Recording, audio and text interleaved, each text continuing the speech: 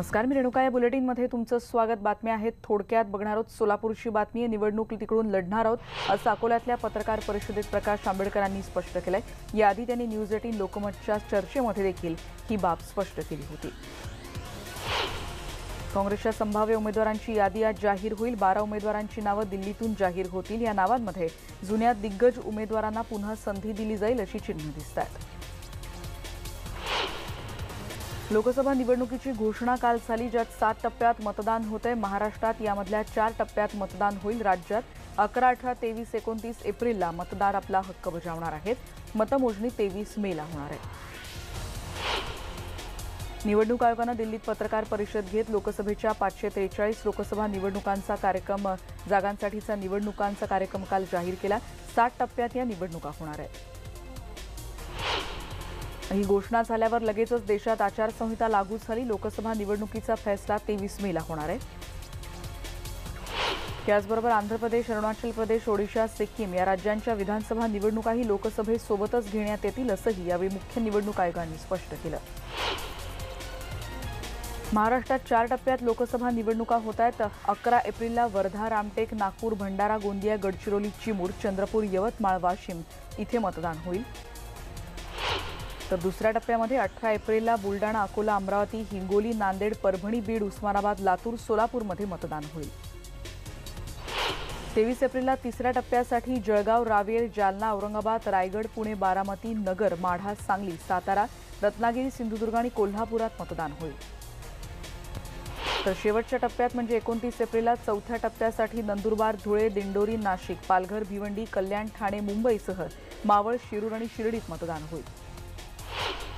या निवडणुकांसाठी उमेदवारांनी अर्ज भरण्याची अंतिम तारीख 25 मार्च आहे. 28 मार्चपर्यंत ही अर्ज मागे घेता येऊ शकतील. या निवडणुकीत ईव्हीएम सोबत व्हीव्हीपॅट यंत्राचाही वापर होणार आहे. 17 लाख व्हीव्हीपॅट यंत्र यासाठी प्रत्येक मतदान केंद्रामध्ये सीसीटीव्ही देखील तैनात केले जाणार आहेत.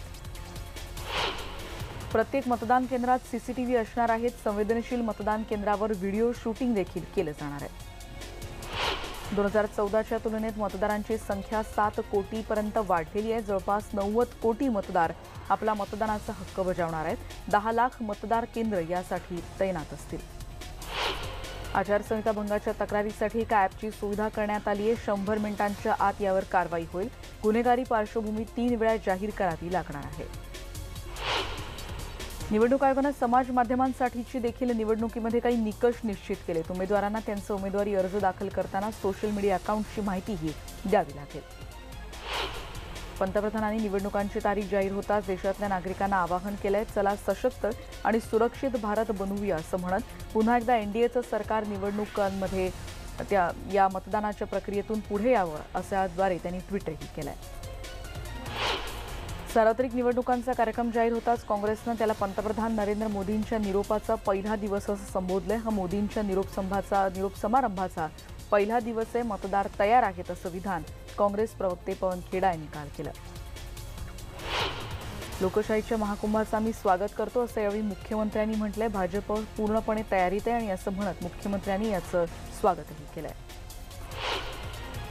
भारत देशातली लोकशाही ही देशातली सर्वात मोठी आणि मजबूत लोकशाही आहे आणि लोकशाहीचा निवडणूक हा उत्सव आहे. मत कुणालाही द्या, पण तो मताचा तुमचा महत्त्वाचा अधिकार आहे, त्यामुळे मतदान करा असं आवाहन नितीन गडकरी यांनी केलंय.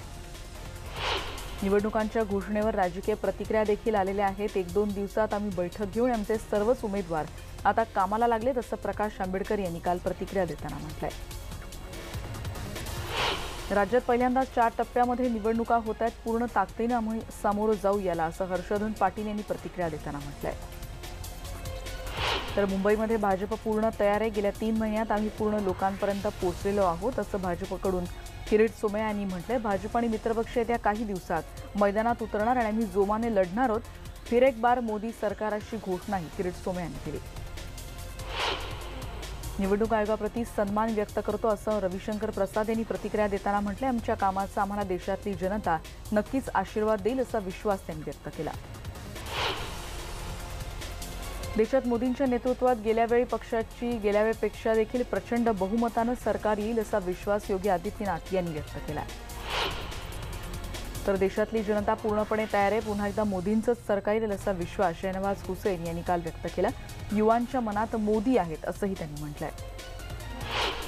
मी निवडणुकांचं स्वागत करतो. मला विश्वास आहे की तेलंगणाचा विकास होईल असं ओवेसी यांनी प्रतिक्रिया देताना म्हटलंय.